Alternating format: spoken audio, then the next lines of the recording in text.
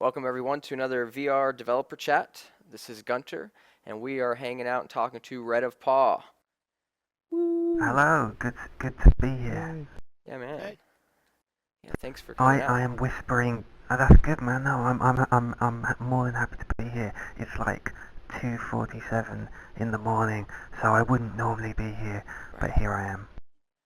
Well, we thank you a lot for that. I know that you said your kid's in the other room sleeping, so definitely on whisper mode, but we're hearing you loud and clear. Yeah, so we're here in VRChat in a custom Halo room, hanging out with some cool people here. Why don't we just go around the room? You can introduce yourself, and just if you have a question or a comment, just go ahead and make that, and we'll see how this goes. Kaz, you're up first, or actually, sorry, I didn't see Kale's here. How's it going, Kale? Is your mic working okay? Yep. Hello. Cool. Hello. Got any questions or comments for Red here? In case somebody doesn't know, Red has done a couple demos at Boiler Room from Spirited Away. So I'm a big Miyazaki fan, and as well as My Neighborhood Totoro, the bus scene. Fantastic. Shared them with my wife. We love them, and so uh, just in case anybody didn't know. And Kales, any questions or comments? Good job on the Totoro. That's all I have. Thank you. You're welcome. And scooting down the line, we got Kaz here. What's up, man? Hey, how's it going? So yeah, I actually do have a question. I was wondering if you're gonna do the bus stop scene, if that's gonna be ever ported to Android. There's no reason why not. It's actually the first version of it was running about 40 frames a second, even on a 780 Ti, which is kind of ridiculous. So what I've gone and done is rebuilt it, and the terrain was the problem. I don't know what it was, but it was causing a real issue with frame rate. So I've basically redone it completely, and the new version that I'm going to bring out for the DK2 runs at least twice as quick, so it should be fine. And I think for Android, that hopefully means it's light enough to run on that as well. So yeah, I will probably bring it out if I can get an SDK to work for the cardboard or dive or anything like that. I did try it for Spirited Away, and I had some mixed results with that, but it should be fine. So yes, the answer is yes. I'm planning to do that. Woohoo!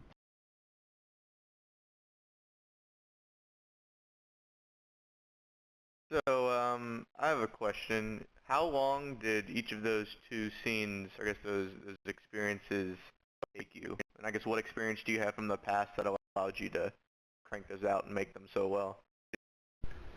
Yeah, Matt. So the Spirited Away one took about 6 weeks, which I was really happy with because it's the first thing I've done quite like that, the first interior that I'd ever made. And the second one, Totoro, took a bit longer. That took about 8 or 9 or 10 weeks, which was mainly down to the animation side, because working with Keith, the animator, we had some real trouble getting from Maya over to Unity. There was some real issues with the FBX exports, something to do with the blend shapes. I think it's because Totoro, he's quite a complicated character in terms of the animation. He does some interesting things with his mouth and with his facial animation that I think it was just not playing nice with the FBX files or something like that. So that was the reason that took so long. If it had not caused any problems, we'd have probably been done in about 6 weeks again, which is always nice to have a target of quite a short time, because I guess you don't want to get bogged down making something that's just a little experience. It's just a little room for longer than a couple of months or something. So yeah, as far as my previous experience, I've been doing animation and 3D stuff for like a decade, I guess. But it's not as if I've not ever. I didn't actually know how to texture properly until I was doing the Spirited Away thing. I'd always just do whatever worked. So I kind of went out of my way to learn how to model correctly, how to unwrap UVs correctly, and how to texture correctly. And that kind of, I probably spent a few months before that learning how to do that. And I was making mistakes even through my neighbor Totoro in terms of the modeling and everything about that, and I'm still making mistakes now about how best to model. I mean, this model that you're looking at is probably my latest thing, and this is the first time I've shown it off anywhere. And even then, I mean, you'll see glitching all over the skin, and the ponytail wasn't attaching until earlier today and things like that. But yeah. So I've had a lot of basic experience, and I've just kind of gone out of my way to ensure that what I'm doing doesn't look bad. Cool, you've done a great job. What are your I guess plans for the future? I mean, I know just watching your Kickstarter video, you're talking about you would like to do VR full time. Would you just continue to make experiences like that, or try to make a full-fledged VR film, or what are your, I guess, end goals? If you could do anything, what would you do? So the Kickstarter was literally I saw Connect and a guy on Twitter. We were chatting, or it might have been on VRChat, correct actually, the Skype, and I forget who it was, so I feel really bad. He just said, "Well, why don't you raise the money?" And I thought, well, that's great, but I can't just go begging for money. I'd feel bad doing that.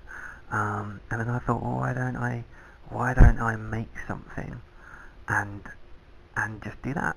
So I just decided to do a Kickstarter, and I still don't quite know what it's going to be. I've got some plans, but it's going to be like, if you guys seen Jazz Punk, which is like a pretty funky, cool, ridiculous, funny game. I kind of think that's a good sense of humour, and it's pretty random. And I think that would probably be a good way to go with this thing.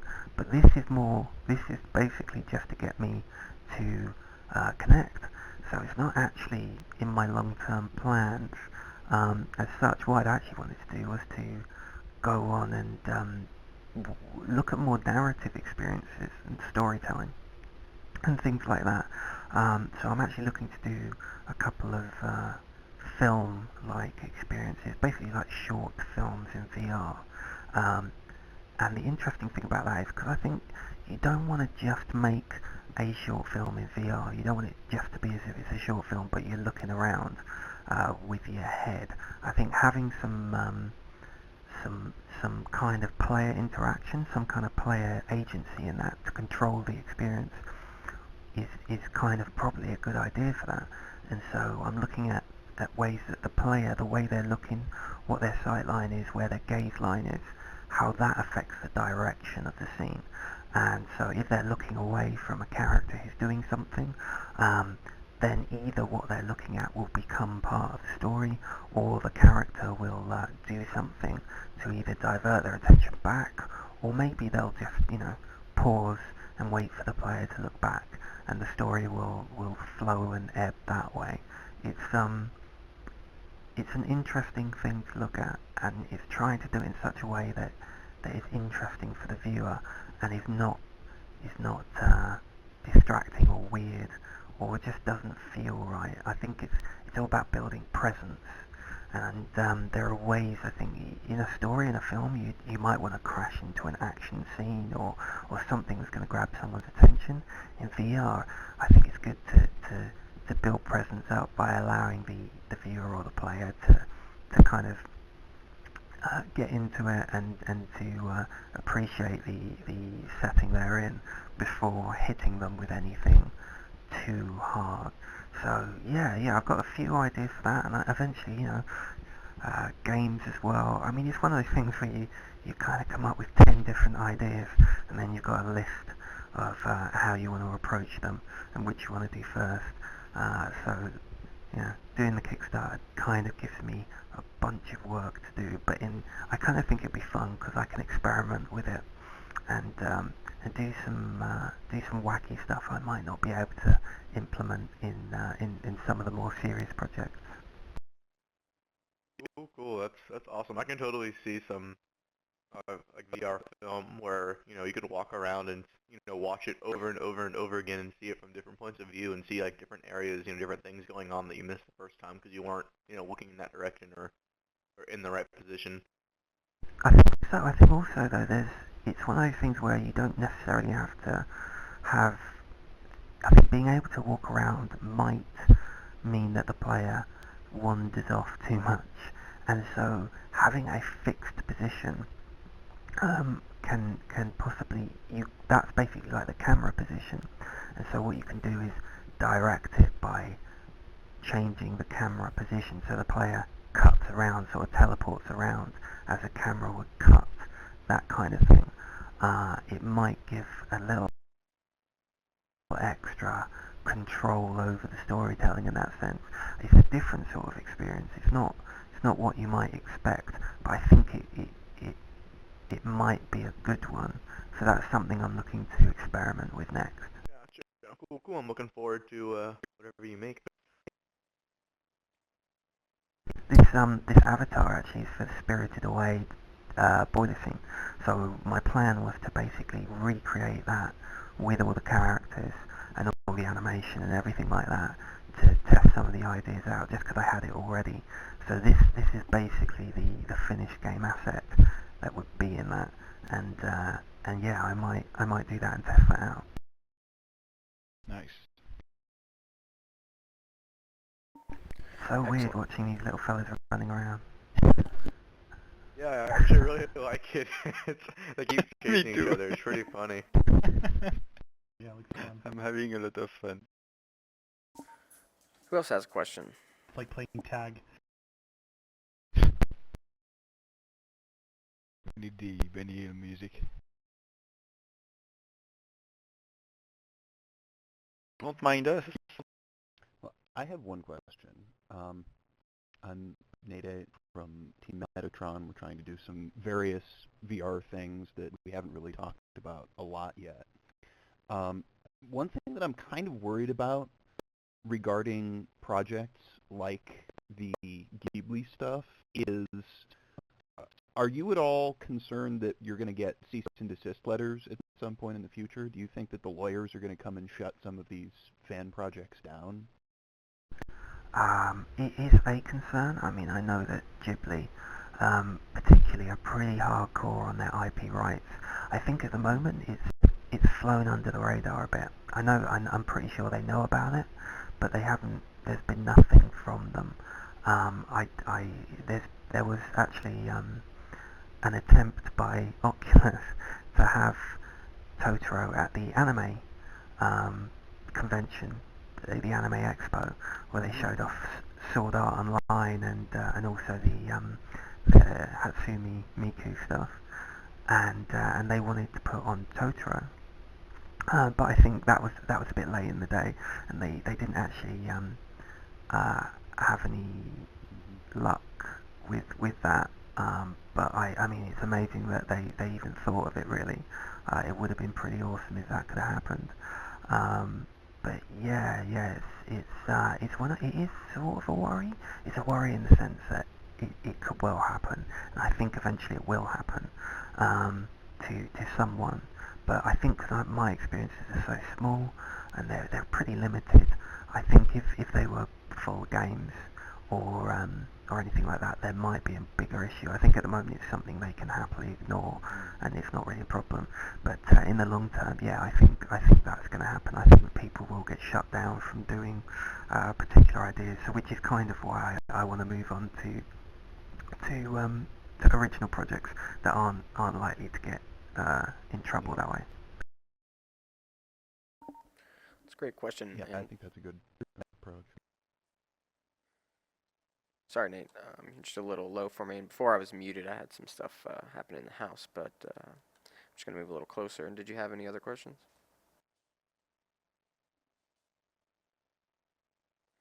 No, I think that answers that one. It's important to remember that you can get a cease and desist letter at any time if you're using any kind of non-original IP, and that's great to get started. You know, if you're passionate about something and you want to make a little diorama and expect that it's just going to be out on the internet forever, that's fine. But I think it's probably a bad idea to try to pin your whole career on adapting other people's IP. You really want to Yeah. get your own stuff started. Yeah, I think that's a really good idea. I mean, I did it because I wanted to, and I didn't really care if it got shut down. It really wasn't a problem, and it's still not a problem now. I mean, if they decided to come around and I couldn't, I had to take everything down or whatever, that it wouldn't be the end of the world. But it was a great thing to start with, because the main thing was.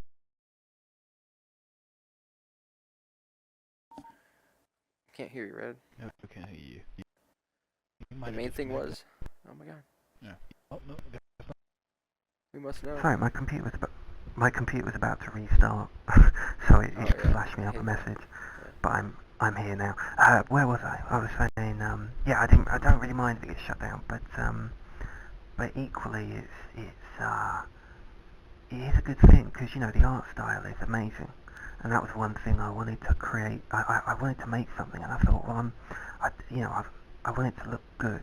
I want it to be something that's going to be quite impressive and going to make some kind of impact, and part of that is art style. You know, the design, and what better than one of the, you know, most amazing designed films of all time, and you know, this art style is just stunning. So I thought, well, that solves the problem. Let's do that. Yeah, your demos will definitely live on in the illegal shutdown underground torrent of VR stuff someday. The black market. In some way, I feel like it should be considered like an analog to like a band starting up and they're mimicking Metallica and they're going out and playing this stuff, and it's not their original, but they're covering it and having a good time and sharing with their friends. I feel like this sort of thing, this thing that you love as far as a fan, you know, it's like fan art is the way I see it. As long as you're not Yeah, making definitely. I money. think it's. I mean, even if you think of it like YouTube covers of music, where someone will play a track, and even if they have you know, like adverts on, all that'll happen is there's rights management on YouTube, and the money gets diverted off to the original artist. The thing is, you know, if you're giving away demos for free that you've made, you're not making any money on that. I mean, there's no advertising or anything like that. I think that's the sort of thing a company can happily ignore. But equally, I don't even think if they don't ignore it, you know, if they pay attention to it, I don't think that should be taken down. It's no different from the way LucasArts allows all sort of Star Wars fan films to be made with Star Wars branding and music and stuff. It kind of builds the brand, and it's fan service. I think I know Ghibli are very and it's Disney as well, of course, and Disney can be pretty heavy-handed with that sort of stuff, but they've not done anything so far, so I can't feel too bad about them. They're pretty awesome guys. Yeah, no, I don't think I think it's probably a good thing for people to practice with original IP, just because that's one problem, is that the design and the art style is not going to be an issue, and they can just ensure it's the best experience, or that they can make on that side. I guess it's whatever you're looking to focus on, and there's nothing wrong, of course, with coming up with something original and using that as a focus if you can. It's probably better. It's probably a good idea. Sure. but how would they proceed if they want to take something down from the internet? I mean, as soon as it's being posted, everybody has a copy of it, and they can Oh give it yeah, to yeah, yeah. somebody else. Yeah, sure. No, I don't think they can take it from the internet, but they can certainly take it off Share. They can certainly go after the creator and tell them to cease and desist what they're doing. And so obviously if I was to get one of those letters and then I would just carry on anyway and keep putting new demos out, I imagine that would be a good case for legal action.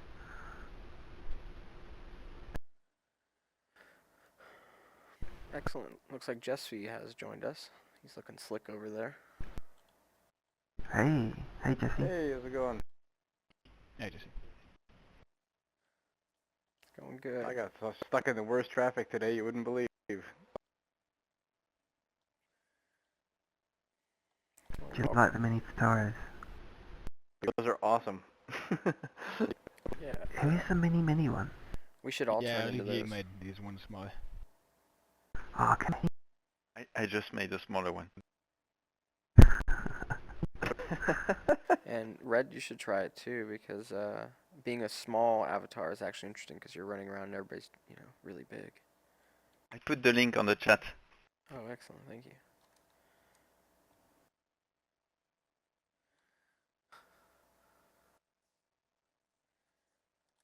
So what else we Another got? question occurred to me. Hi, Nate. Sorry, get in spot. Nick, you say that most of your effort in those Ghibli demos was in the animation side. Do you have a Prio VR system or any other of the motion controllers on order? And do you see those things changing the animation workflow significantly? Yeah, it's actually a really big, not a concern, but it's one of the things that gives me headaches, trying to figure out, even as far as the DK2, adding the positional movement to the avatar. I've still not figured that out, and I'm sure someone else will get there way before I do. It would be great to have some kind of system like this that we've used for the avatars here, where I can bring a model that's rigged with its own animation and stuff like that, and attach it to some kind of system. Currently, it doesn't feel like there's anything like that for most Unity or even Unreal type situations. It's certainly, if someone wants to make that, that's a gap in the market that I think people will even pay for, because it's really complicated. As far as the animation goes, I think for character-led work, certainly like Totoro or Spirited Away or the sort of things I'm thinking of in the future, it's definitely it's a massive part of the process, because it's you've not just got to animate it as you would in a film. You've got to implement it within the game engines and all the frameworks there. It becomes a lot more complicated, especially if there's lip syncing and stuff like that, which I'm going to be moving on to. So yeah, it's a real it's difficult already. So to add in Prio VR and STEM and stuff like that, where in theory the character is going to be animating, doing something, and then you're going to be, waving your arms around or something. For a single player game, I guess it's not an issue. For a situation where it's multiplayer, I don't know, maybe it's not an issue either.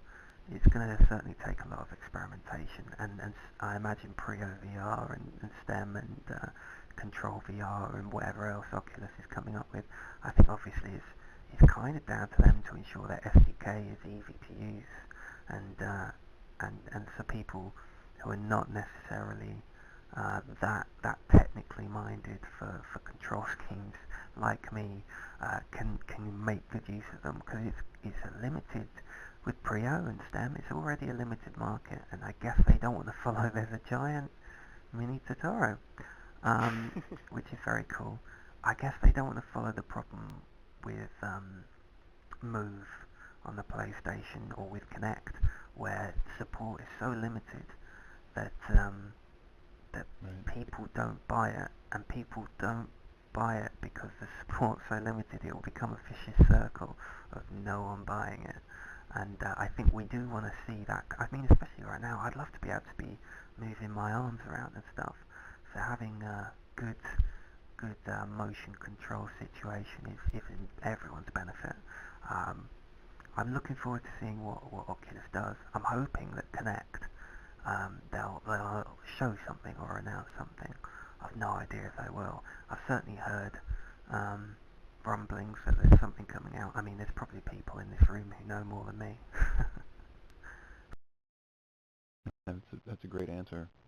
Do you see using any of that stuff in your traditional animation building, or are you going to continue doing all of it just in Maya? I think the Prio stuff looks really cool, where it's actually capturing.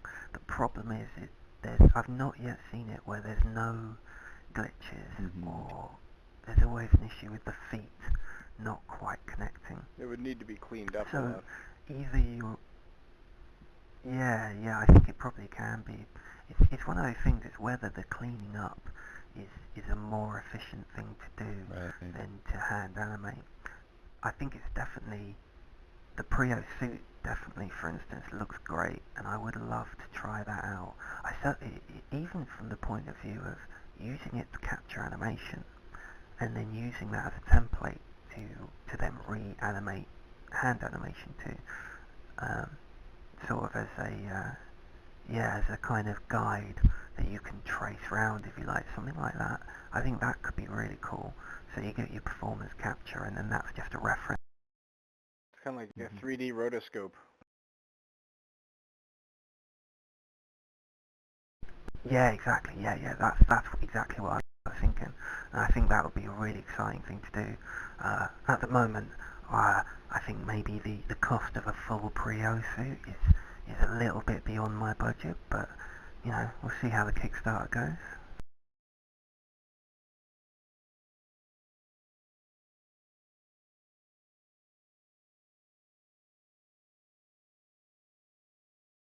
So I'm a few hours behind the time. What's the Kickstarter up to now? Last I looked, it was like, it's probably gone up to 1,200 now. 1,200. I think Almost there.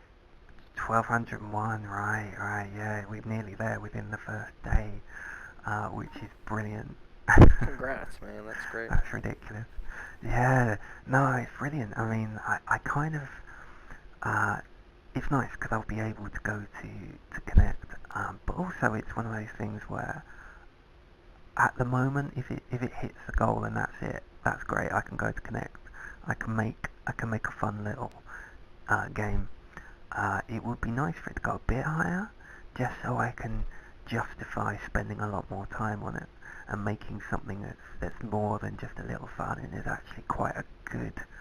I don't want to say it won't be a good game. I'd like it to be a good game, but I'd like to make it better than good. I'd like to make it longer and a bit more of an actual. It started out as a joke, basically, like, oh, I'll make something stupid, but actually it seems to be going really well. So I think if I can actually make something that's not a joke, that is more than that and is actually quite a good experience, I think that could be fun. If it's, I'm pitching it somewhere between sort of a Stanley Parable and jazz punk as far as the humour and the sort of gameplay goes. So we'll see how that works out. But no, I'm kind of blown away by how well it's gone, and hopefully, I mean, if it can, I'm going to be making a demo in the next week or so, where I'm going to be sort of showcasing the sort of ideas and the sort of gameplay it's going to be, and I think that could be pretty, like, you wake up in a room and you put on a DK2, and then you're in the same room, and then there's another DK2 in front of you, and you can keep putting it on, and every time you put it on, the room changes, and every time you put it on, you progress that little further into the experience, and the challenge is to raise enough money to go to Oculus Connect, and if you can do that, then you win. I think that would be a pretty good demo. That's pretty meta. Yeah, I think it could be pretty. What the hell's that? That's brilliant. I'm excited. Oh, wow. Don't mind Yeah, I you. think What making it the fuck? good. I like. Oh gosh. Oh no, he's getting stuck.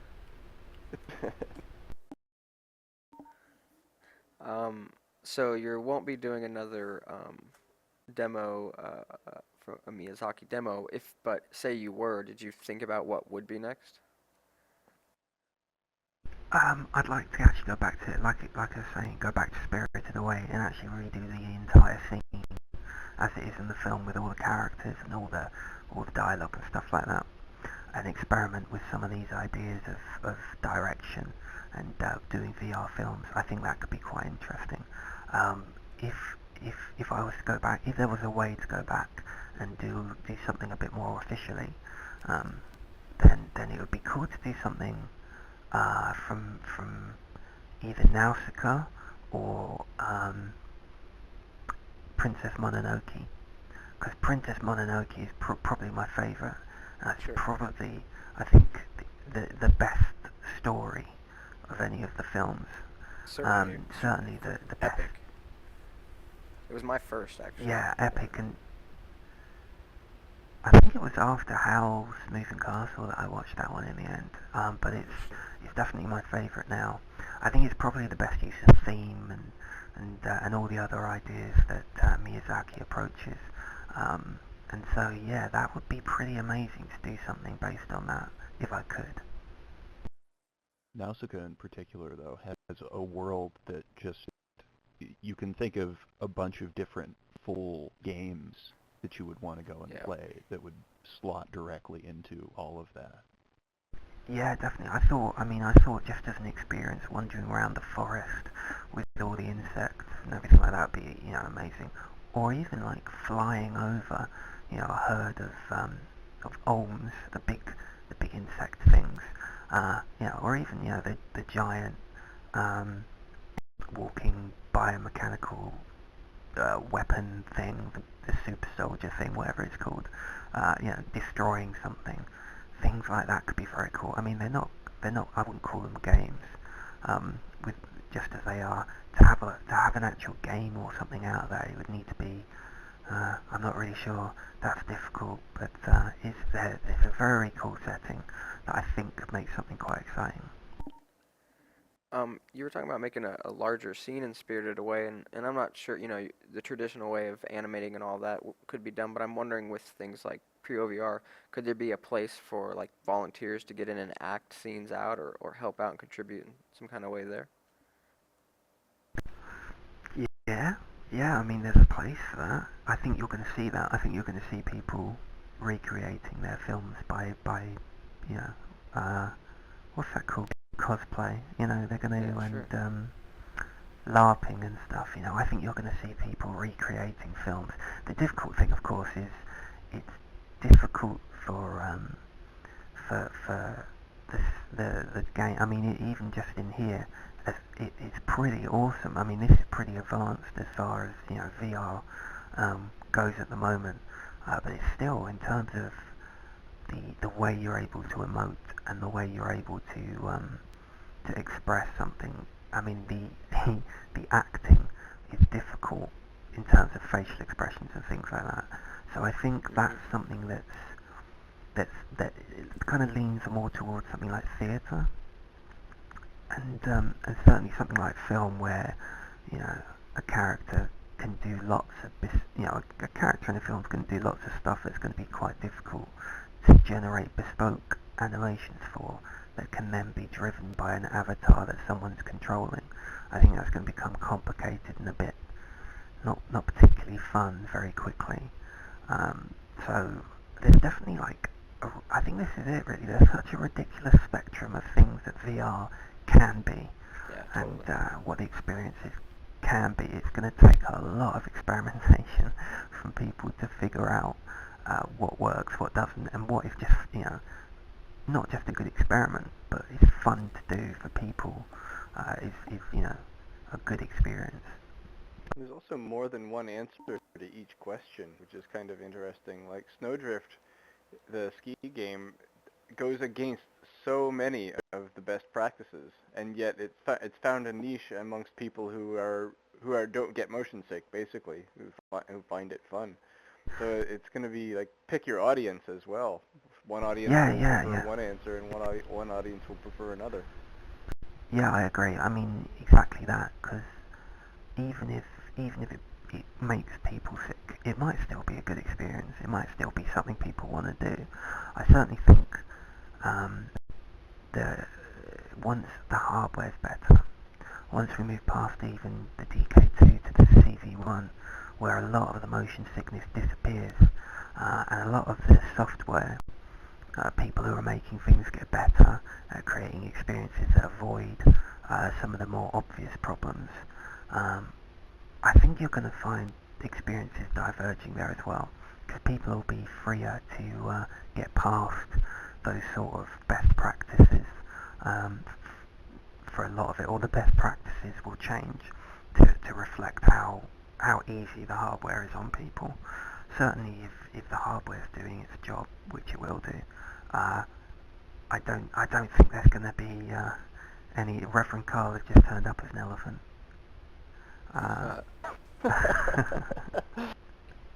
So that's what you've been doing all this time. Yeah, no, he'd be making an elephant. Yeah. Mixamo has some quadruped animations you could totally use for that too.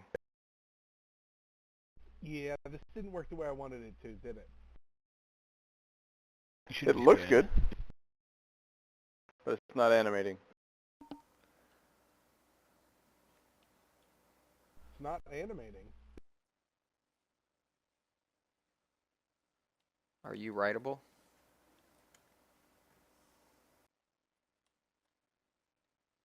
So is it just moving around then? Yeah. Yep. Yeah. Sliding. Hover elephant. You can put on some roller skates. Totally. That would be cool. That'll Well, solve that problem. Come on, let's not talk about the elephant in the room. You've been holding on to that for like at least 2 days, haven't you? Yep.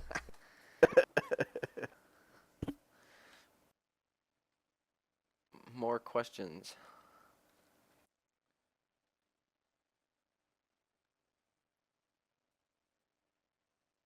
So did you do any preparation for your Kickstarter, like accumulating a mailing list or building your Twitter followers or anything like that leading up to it? No, literally, I think I did almost zero preparation before doing the Kickstarter. I think when, as soon as it became an idea, I just went for it, and I thought, well, because it's a stupid idea, really. I mean, the idea that I'm just going to raise money and go to Connect, is just, I thought, well, I'm not going to be able to come up with anything that's actually like a good artistic proposition in this time. I might as well make it as stupid as possible. And part of that, I think, is it had to look stupid, and it had to look ill-prepared, and the best way to do that is to not prepare. So, yeah, I mean, I made the logo, and that was probably the most preparation I did until I typed up